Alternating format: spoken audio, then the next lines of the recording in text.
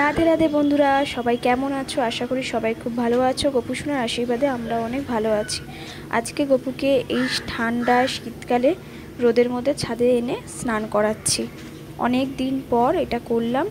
শীতকালে খুব একটা আনা হয় না ছাদে, মনে হয় ও ফার্স্ট টাইমই স্নান করছে আমার মনে হচ্ছে। এই রোদ আছে বলে ওকে নিয়ে এসেছি। এই যে আমি এখন ওকে স্নান করাচ্ছি ছাদে, আর ও একটু আরাম লাগবে বলে ছাদে নিয়ে এসেছি। তোমরা দেখতে থাকো গপুরাই কীভাবে রোজ স্নান করে, স্নান করার পরও কী করে আজকে সবটা দেখাবো। আর এখন গপুকে হিমালয়া বডি ওয়াশ দিয়ে ভালো করে স্নান করিয়ে নেব।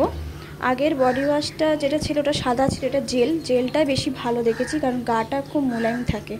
আর যেটা ক্রিম টাইপের ছিল বডি ওয়াশটা, ক্রিম বলতে হালকা হোয়াইট কালার, ওটা দিলে প্রচণ্ড মুখ চোখগুলো রুক্ষ শুষ্ক লাগতো আমার কাছে, তার জন্য আমি এটা ইউজ করি। এটা খুব বেশ ভালো।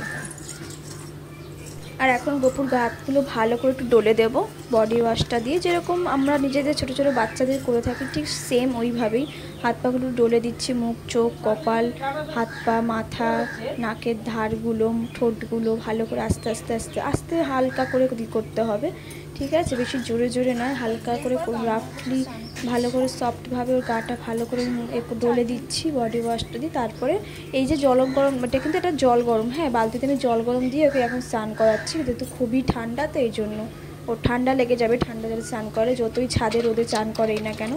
আর এখন হালকা জল গরম দিয়েছি, আর এই জলে তুলসী পাতাও দেওয়াও ছিল। এখন ওকে ভালো করে একটু স্নান করিয়ে দেবো হাত দিয়ে ডলে ডলে, কারণ গায়ে না ছাপ ছাপ হয়ে যাবে, বডি ওয়াশ দিয়েছি তো এই জন্য।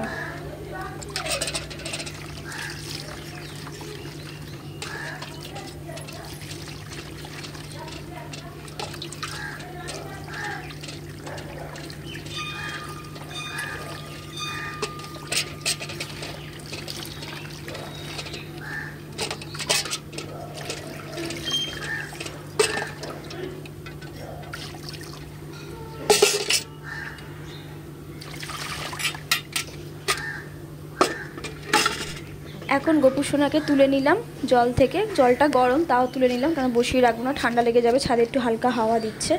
আর এখন হচ্ছে আমি ওর গাটা ভালো করে তাওয়াল দিয়ে মুছে দেবো, একদম শুকনো করে গাটা মুছে দেবো, একটু যেন জল না থাকে, যেন ঠান্ডা যেন না লাগে। ছাদে তো হালকা হাওয়া দিচ্ছে যতই রোদ থাকুক।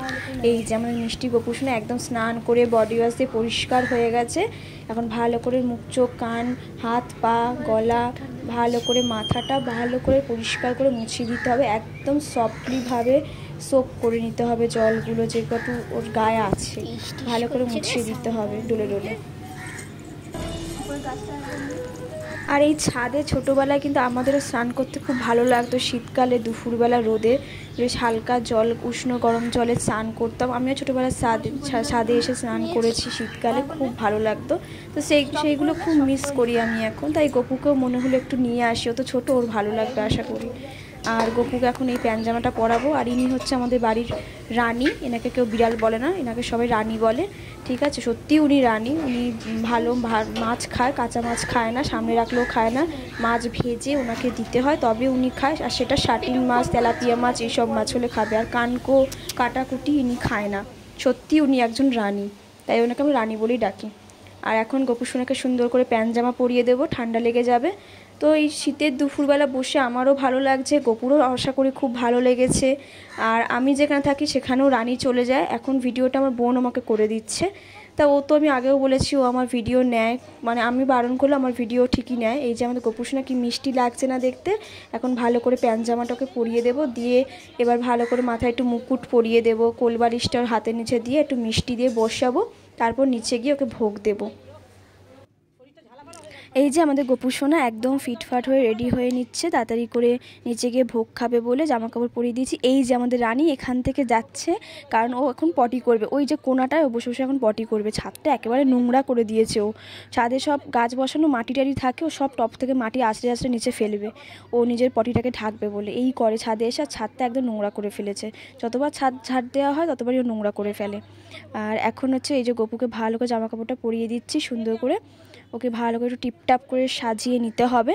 এটাই হচ্ছে আমার কাজ। সারাদিন এই কাজ করতে করতে করতে করতে আমার সারাটা দিন শেষ হয়ে যায়, কখন রাত কখন দিন আমি কিছু বুঝতে পারি না। আর এখন একটু জল খাই দেবো। স্নান করে উঠলে কেন জানি না আমার মনে হয় জল তেষ্টা পায়, এটা আমার নিজেরও। আমি স্নান করলে জল খাই, আমি তাই গপুকেও খাওয়াই। হয়তো আমার এটা সত্যি মনে হয় বলে ওকে আমি দিই, আর ওরও হয়তো চাই জিনিসটা। এই যে হাতে একটুখানি চকলেট আর একটু মিষ্টি দিয়ে দিলাম, এখন নিচে গিয়ে ভোগ খাবে বলে। আর গলায় একটা মালা দিয়ে দিলাম। আর এই যে পুঁতির মালাটা, এটা কিন্তু দীঘা থেকে একজন কাকি ওকে দিয়েছিল। আমি ওনার দোকানে থেকে কিছু কিনিনি, পরে গিয়ে কিনেছিলাম, কিন্তু ওনার হাতে দুটো তোমার ব্রেসলেট টাইপের দিয়েছিল, ওখানকার যেরকম করির হয়, আর একটা এই মালা দিয়েছিল কুবলাইকে। তো এই মালাটা এখন ওকে পরাচ্ছি, পরে ঢুকিয়ে দেবো। সবে সবে দীঘা থেকে তো এসছি, 2-3 দিন হয়েছে। আর ফাইনাল লুক আমার গপুর একদম ম্যাচিং জলের বোতল জামার সাথে হয়ে গেছে। আমি এটা প্রথমে খেয়াল করিনি, ভিডিওতে দেখলাম।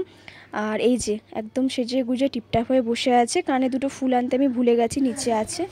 আর এই যে দীঘা থেকে এই জিনিসগুলো কিনেছি। আর এই যে ঝালর, এটা হচ্ছে গোপলাই দোলনায় আছে, আপনারা পরে দেখতে পাবেন, লাস্টে দেখাবো। এটা দোলনায় সাজানোর জন্য আমি কিনেছি। এটার দাম খুবই কম নিয়েছে, আমি তো ভাবতে পারিনি এত কম নেবে।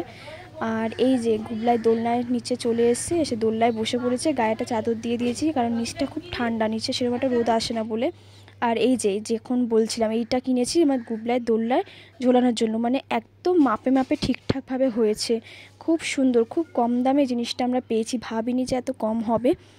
আর এই যে আমার গুবলাই সোনা ফাইনাল লুক দিয়ে একদম বসে পড়েছে, কি মিষ্টি লাগছে। এই যে ছোট আছে। আমার এই ব্লগটা যদি আপনাদের ভালো লেগে থাকে তাহলে লাইক, কমেন্ট, শেয়ার করে দেবেন আর সাবস্ক্রাইব করে দেবেন। সবাই ভালো থাকবেন, সুস্থ থাকবেন, আবার দেখাবে পরের একটা ব্লগে। রাধে রাধে বন্ধুরা, সবাই ভালো থাকবেন। জয় গোপাল।